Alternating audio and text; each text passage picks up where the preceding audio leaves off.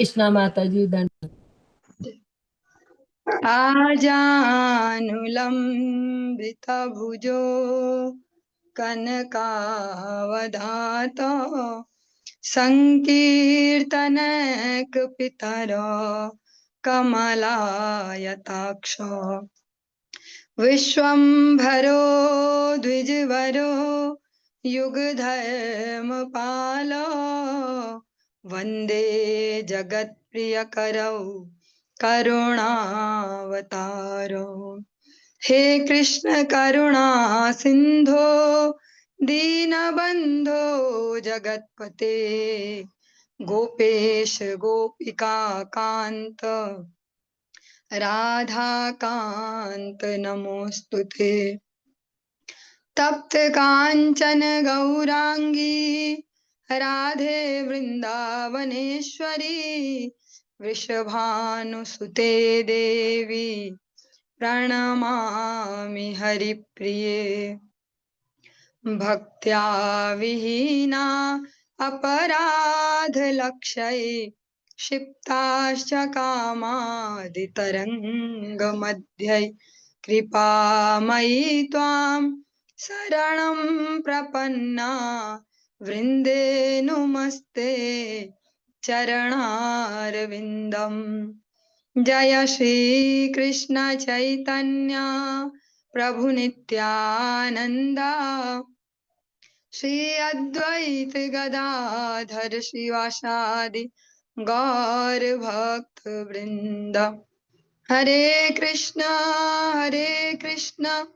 कृष्ण कृष्ण हरे हरे, हरे राम राम राम हरे हरे। सर्वप्रथम भगवान के अभिन्न प्रकाश विग्रह श्री गुरुपाद पद्म पूज्यपाद दंडी स्वामी अष्टोत्तर सत श्रीमद भक्ति प्रसाद विष्णु गोस्वामी गुरुदेव महाराज के पावन श्री चरण कमलों में असंख्य कोटि दंडवत ज्ञापित करते हुए उनकी अहेतुकी कृपा प्रार्थना करती हूँ। वे अपनी कृपा वर्षण करें जिससे निज कर्ता अभिमान भाव को छोड़कर एकमात्र उनकी वाणी के वाहक के रूप में अपना परिचय दे सकूं। परम गुरुदेव नित्य लीला कृष्ण विष्णुवास श्रीमद भक्ति दैत माधव गोस्वामी महाराज, परमेष्ठ गुरुदेव जगत गुरु भक्ति सिद्धांत सरस्वती गोस्वामी ठाकुर प्रभुपाद व समस्त गुरु परंपरा जय युक्त हूँ। सपार्षद श्रीमन नित्यानंद प्रभु श्री गौर हरि वृंदावन बिहारी श्री राधा गोपीनाथ भगवान जय युक्त हूँ। वे हम सभी पर अपने कृपा वर्षण करें जिससे भगवान के पवित्र नाम और हरि गुरु वैष्णव सेवा में हम सभी की रुचि उत्पन्न हो सके। प्रातःकालीन कक्षा में हम श्रीमद् भागवतम श्रवण कर रहे हैं। आज हम दसम स्कंद के जो 69वां अध्याय है इसके अंतर्गत 28वें 28 नंबर श्लोक से प्रारंभ करने जा रहे हैं।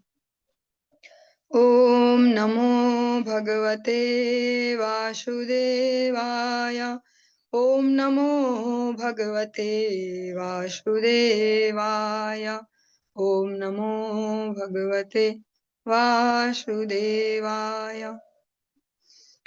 नारद जी श्री द्वारिका में गए और भगवान के ग्रस्त का अवलोकन कर रहे हैं। देखना चाह रहे, जिज्ञासा है मन में कि सामान्य मनुष्य एक एक ग्रस्त में भी सुख पूर्वक या शांति पूर्वक नहीं रह पाते। भगवान के 16,108 ग्रस्त हैं। जरा देखो तो भगवान कैसे मैनेज कर रहे हैं। नारद जी अलग अलग जिन महलों में जाते हैं वहां भगवान को अलग अलग क्रियाओं में उनमें संलग्न देखते हैं। कहीं भगवान बैठे हैं, कहीं पे अपना सुबह का मंत्र जप कर रहे हैं कुछ इस प्रकार से, कहीं यज्ञ कर रहे हैं, कहीं अपने बालकों के साथ क्रीड़ा उनको शिक्षा देना ऐसा कर रहे हैं, समय व्यतीत कर रहे हैं, कहीं शास्त्रार्थ कर रहे हैं, कहीं मंत्रियों के साथ चर्चा। अलग अलग हर महल में अलग अलग प्रकार की एक्टिविटी में भगवान को उन्होंने संलग्न देखा। कुत्रचिद द्विज मुख्येभ्यो ददतं गाः स्वलंकृताः इतिहास पुराणानि शृण्वन्तं मंगलानि च। कहीं वे उत्तम ब्राह्मणों को भली भांति अलंकृत गायें जो स्वर्ण के, चांदी के ऐसे आभूषणों से अलंकृत हैं। ऐसी गायें दान में दे रहे थे और कहीं वे महाकाव्य के इतिहासों तथा पुराणों का शुभ वृतांत सुन रहे थे।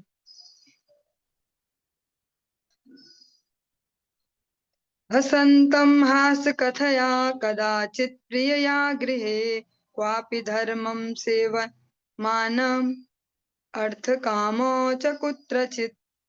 कहीं पर भगवान श्री कृष्ण अपनी किसी एक पत्नी के साथ हास प्रयास करते दिखते हैं, कहीं वे अपनी अन्य जो पत्नी है उनके सहित धार्मिक अनुष्ठान के कृत्यों में व्यस्त पाई गई, और कहीं भगवान श्री कृष्ण जो आर्थिक उन्नति है अपने राज्य की, उनके बारे में चर्चा करते पाए गए। तो कहीं शास्त्रों के नियम अनुसार जो शास्त्रों ने जिनको वैध किया है, ऐसे ग्रस्त जीवन का भोग करते पाए गए, कहीं ऐसे ग्रस्त की तरह भगवान दिखते हैं। ध्यायन्तम् एकमासीनं पुरुषं प्रकृतेः परं शुश्रूषन्तं गुरुन् क्वापि कामैर्भोगैः स्वपर्यया। कहीं वे अकेले बैठे हुए भौतिक प्रकृति से परे पूर्ण पुरुषोत्तम ध्यान भगवान का ध्यान कर रहे थे, और कहीं पर वे अपने से बड़ों की इच्छित वस्तुएं जो उन्हें चाहिए ऐसी वस्तुएं देकर तथा उनकी आदर पूर्वक सेवा पूजा करके उनकी दासोचित, जैसे एक दास की भांति, एक सेवक की भांति सेवा कर रहे थे। भगवान जो मानव जीवन के अलग अलग पक्ष हैं उनको प्रदर्शित वहां पर कर रहे हैं। कुर्वन्तं विग्रहं कश्चित् सन्धिं चान्यत्र केशवम् कुत्रापि सह रामेण चिन्तयन्तं सतां शिवम्। एक स्थान पर वे अपने कुछ सलाहकारों के साथ विचार विमर्श करके युद्धों की योजना बना रहे थे, और अन्य स्थान पर वे शांति स्थापित कर रहे थे। कहीं पर भगवान केशव तथा भगवान बलराम दोनों मिलकर पवित्र मनुष्यों के कल्याण के विषय में चिंतन कर रहे थे। जहाँ जैसी नीड है, कहीं युद्ध की आवश्यकता है तो उसका विचार विमर्श चल रहा है, कहीं शांति स्थापना तो उसका विचार विमर्श, और कहीं जो पवित्र आचरण वाले मनुष्य हैं उनका कैसे कल्याण हो, इस बारे में भगवान श्री कृष्ण अपने जो बड़े भाई हैं बलराम जी उनके साथ मिलकर चिंतन कर रहे थे। पुत्राणां दुहितॄणां च काले विद्युपयापनम् दारैर्वरैस्तत्सदृशः कल्पयन्तं विभूतिभिः। श्री नारद मुनि ने देखा कि भगवान श्री कृष्ण अपने पुत्रों तथा पुत्रियों का उचित समय पर उपयुक्त, जो उनके लिए उपयुक्त हैं, ऐसी पत्नियों या पतियों के साथ विवाह करा रहे। पुत्रों का उनके लिए वधु ढूंढी गई, जो पुत्रियां उनके लिए वर ढूंढी गई। ये विवाह उत्सव बड़ी धूमधाम से संपन्न हो रहे हैं। प्रस्थापनोपनयनैर अपत्यानां महोत्सवान् वीक्ष्य योगेश्वरस्य येषां लोका विसिस्मिरे। श्री नारद मुनि ने देखा कि किस प्रकार समस्त योगेश्वरों के स्वामी भगवान श्री कृष्ण ने अपनी पुत्रियों तथा जो दामाद हैं, जो पुत्रियों के वर हैं, उनकी विदाई की और पुनः महोत्सवों के अवसर पर उनका घर में स्वागत करने की व्यवस्था की। समस्त नागरिक इन उत्सवों को देखकर विस्मित थे। यजन्तं सकलान् देवान् क्वापि कर्तुभिरुर्जितः पूर्तयन्तं क्वचित् धर्मं कूर्पाराममठादिभिः।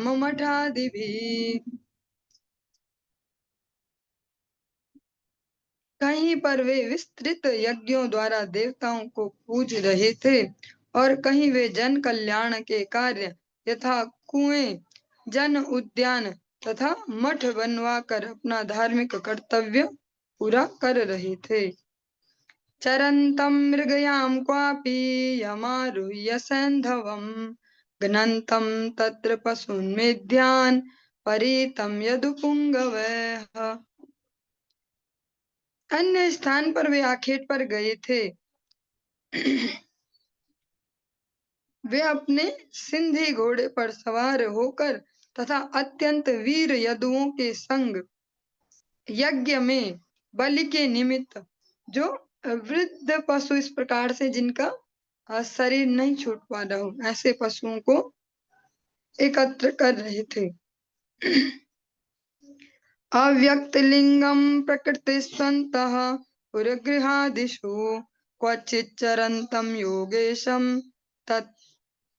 तत्तद्भाव बुभुत्सया। कहीं योगेश्वर भगवान श्री कृष्ण वेश बदल कर मंत्रियों तथा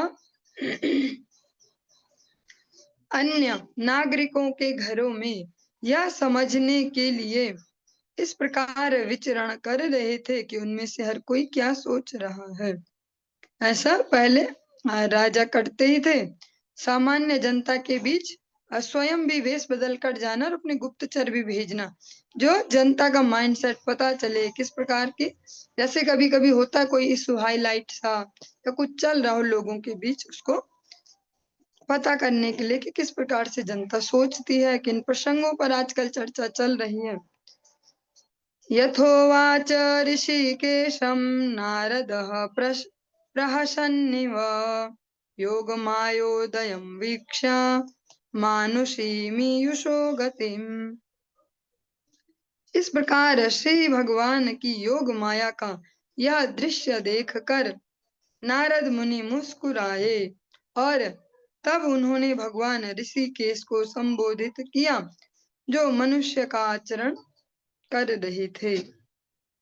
नारद मुनि भगवान की अलग अलग प्रकार की लीलाओं को देखकर प्रसन्न हुए और फिर भगवान को, जो आज एक मनुष्य की भांति आचरण कर रहे हैं, परम भगवान होते हुए भगवान ऋषिकेश, जो हमारी समस्त इंद्रियों के स्वामी हैं। विदाम योग मायास्ते दुर्दर्शा अपि मायिनाम योगेश्वरात्मन निर्भाता भवत्पाद निषेवया। श्री नारद मुनि ने कहा श्री भगवान से, हे परमात्मा, हे योगेश्वर, अब हम आपकी योग शक्तियों को समझते हैं, जिन्हें महान योगी भी मुश्किल से समझ पाते हैं। एकमात्र आपके चरणों की सेवा करने के कारण मैं आपकी शक्तियों का अनुभव कर सका हूँ। भगवान को दिमाग चला चला के नहीं समझा जा सकता। नायात्मा प्रवचने न लभ्यो न मेधिया न बहुना श्रुते, उपनिषद का वचन। जो उन परमात्मा के प्रति शरणागत होते हैं, उनको ही वे उस भगवत तत्व की उपलब्धि उनके हृदयों में देते हैं। सेवा के अतिरिक्त इसका अन्य कोई मार्ग नहीं है। प्रैक्टिकली हम चाहे माला कितनी कितनी कितनी जप कर ले, बैठे बैठे बैठे सेवा में अगर हाथ पैर न चलाएं, तो फिर उचित लाभ वो हरिनाम भी हमें नहीं दे पाएगा, क्योंकि बिना सेवा के सही नाम उदय भी नहीं हो सकता। श्री चैतन्य चरितामृतम में स्पष्टतः कहा, सेवोन्मुखी जीवा हवे हरिनाम। आज के समय में तो अन्य बहुत सारे उपकरण इस प्रकार से आ गए, जो सरलता भी है और जीवन लगभग सबके खाली खाली है। ऐसा लगता तो है कि टाइम किसी पे नहीं है, पर टाइम ही है वो ज्यादा, जिससे लग रहा है टाइम कम है। क्योंकि आज बेसिक जो मेहनतें थी वो तो अब है नहीं, कि हम जंगल जाएंगे, घास काट के लाएंगे, लकड़ी, फिर खाना पीना का जुगाड़ होगा। आज तो हम एक ही दिन में एक साल भर के अनाज को खरीद के रख सकते हैं। ये सबसे जो बेसिक एग्जाम्पल है, जो बेसिक नीड हम कहते हैं। किंतु असेवा भावना का सर्वत्र अभाव है, क्योंकि जो कलयुग है उसके संदूषण से चेतना तक दूषित हो चुकी है, और उसको शुद्ध करने का उपाय सेवा के अतिरिक्त अन्य कोई नहीं है। कितना ही हम नाचे कूदे जो भी करें, हरि नाम जप, पर अगर सेवा में हम प्रैक्टिकली नहीं लगते तो उस तत्व को समझना मुश्किल होगा। कितने ही सालों साल घिस जाएं, साल हम गिन पाएंगे, इतने साल हो गए जितने साल हो गए, पर तत्व अनुभव करने के लिए सेवा, प्रैक्टिकली जब सेवा में लगेंगे हम स्पष्टतः अगर प्रैक्टिकली देखें श्री गुरुदेव के जीवन में, वो तो अभी हमारे सामने एक जीवंत इतना बड़ा एग्जाम्पल है। हाँ, किस उम्र से, बचपन से बिल्कुल, बहुत ही कह सकते 3-4 वर्ष की उम्र से उन्होंने अपने पास के मठ मंदिर में जाना प्रारंभ किया, वहां पर सेवाएं देना। तभी तो इतनी जल्दी इस प्रकार से भगवान ने दिखाया कि हाँ, इनके मन में ऐसी इच्छा उत्पन्न हुई कि चलो गुरुदेव के पास। 8-9 वर्ष की उम्र में जो व्यक्ति इतना डिसीजन ले ले कि रहना मुझे अपने घर से दूर, अपने जगह से दूर, अपनी भाषा से दूर, फिर और वहां पर भी सेवा, वहां पर भी कोई ये नहीं आज के जैसा कि सब फैसिलिटी है, हर कमरे में आपको पंखे कूलर मिले, बना बनाया प्रसाद मिलेगा, और ऐसा ऐसा डेयरी से खरीद के दूध पनीर। बचपन से प्रत्येक सेवाओं में लगना, और जो गौ सेवा है जिसको हम इतना कहते हैं गौ सेवा, गुरुदेव ने अपने समय में कहते हैं शुरुआत उन्होंने करवाई मठ में कि मेरी जिम्मेदारी पे मैं करूंगा सेवा, पर हम एक गाय रख सकते हैं यहाँ ठाकुर जी के लिए ऐसे। हाँ, बहुत ही कम उम्र से, चाहे वो बर्तन धोने की सेवा हो, रसोई की सेवा हो, और वो भी इस प्रकार से नहीं कि कोई आदेश दे उन्हें कि आपकी सेवा है राम प्रभु, ये आपको तो बर्तन धोने पड़ेंगे। हाँ, कभी कभी जब ज्यादा अन्य विनय से फिर कभी कभी सुनाते हैं कि ऐसे ऐसे, तो उसमें भी कंपटीशन होगा। आज इसका कंपटीशन है कि कौन जल्दी भागेगा सेवा से, तब ऐसा कंपटीशन है कौन करेगा कि दो जो ये ब्रह्मचारी थे गुरुदेव और एक उनके साथ जो थे, कि कंपटीशन है कि जल्दी जल्दी फटाफट प्रसाद पाके कौन रसोई में घुस जाए और दरवाजा बंद करके लॉक कर दे कि भैया सारे बर्तन मैं ही धोऊंगा आज, ऐसे। और जो छूट जाए तो वो बेचारा दुखी हो कि आज मुझे बर्तनों की सेवा ना मिले। आज ऐसे भक्त हो जाए तो सब खुश हो जाए, बढ़िया है, दो बेवकूफ मिल गए, करते रहते हैं अपना सब कुछ, हम होशियार है, हम भक्त बनेंगे। इस प्रकार की बेसिक जो लीनियर सेवाएं सब करते हुए हर चीज ठाकुर जी के लिए पुष्प उगाने, छोटे छोटे पतली बेलों से भी, हल्के शरीर होने की वजह से उनसे भी तोड़ तोड़ के लाने फूल, ठाकुर जी की सेवा। आज ज्यादा सर्दी तो ठाकुर जी क्या खा सकते हैं ऐसा, अपने जीव के हिसाब से नहीं, सारी सेवाएं करना। और रोटियां तो उनकी वर्ल्ड फेमस हो ही चुकी है कि गुरुदेव ने इतनी रोटियां पकाई ऐसे ऐसे ऐसे, वो तो सभी भक्त सुनते ही हर बार जो व्यास पूजा महोत्सव होता है, उनके अनेक अनेक गुरु भाई गण खुद ही सुनाते हैं अब तो, भले उस समय जैसे भी परिस्थिति रही होगी अब सब सुनाते हैं। उनके यश गान में वो रोटियां फेमस हो चुकी हैं कि एक तरफ पढ़ते थे और एक तरफ ऐसे। और पढ़ाई के संबंध में ही पिछले से पिछले व्यास पूजा में जो भक्ति विबुध बोधायन गोस्वामी महाराज जी, जो आज गौड़ीय वैष्णव जगत में बहुत सुंदर आचार्य पद पर आसीन है, बहुत सूक्ष्मता से भक्ति का प्रचार कर रहे हैं, वो स्वयं गुरुदेव का उन्होंने वहां पर जो कह सकते हैं कीर्ति है महिमा है, उसका गान किया कि ये उसी विद्यालय में पढ़ रहे थे जहां हम भी, और इतनी सारी सेवाएं करते हुए भी हमने उस पढ़ाई को करते टॉप भी किया। आज तक किसी शिष्य को पता ही नहीं चला है कि गुरुदेव अपने समय के टॉपर हैं संस्कृत उस विद्यालय के व्याकरण के। हमें भी ऐसे लगता है ऐसी है शायद बेचारे, स्कूल भी नहीं जा पाए, मठ में आगे बचपन से ऐसे अनपढ़ों जैसे सेवाएं की और हो गया। पर जब कभी मिलते हैं उन्हें इस प्रकार के व्यक्ति जो उनके साथ वो कर पाए, तो व्याकरण के सूत्रों की व्याख्या उन पे चर्चा करते भी सुने गुरुजी जाते हैं। सबको जा सागोलो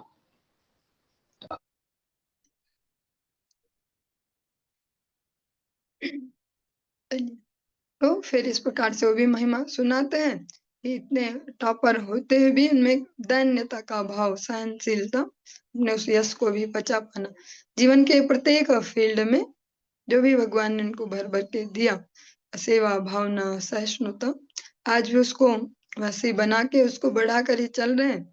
अभी इस उम्र में भी जहाँ सब रिटायर हो जाते हैं और पिछली पीढ़ी पर जो अपनी नीचे आने वाली जनरेशन उस पर अलग अलग प्रकार से सुनाते, हमने ऐसे किया वैसे किया। गुरु महाराज जी कभी नहीं सुनाते ऐसा कि मैंने ऐसे किया और मैंने वैसे किया।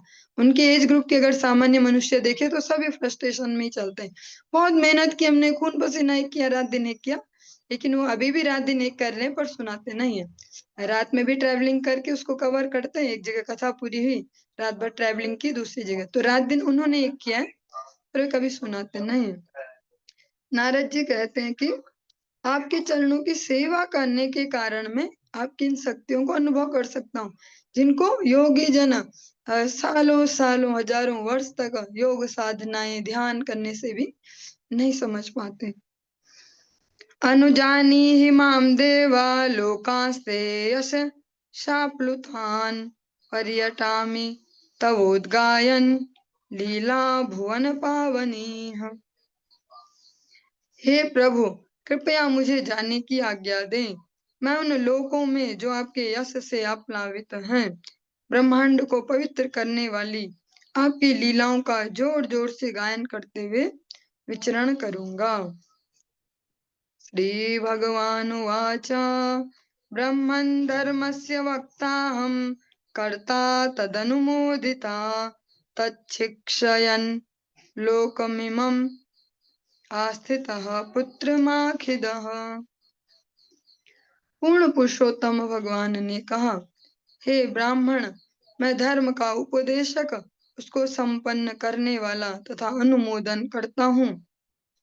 हे पुत्र, मैं जगत को शिक्षा देने हेतु धर्म का पालन करता हूँ, अतः तुम विक्षुब्ध मत होना।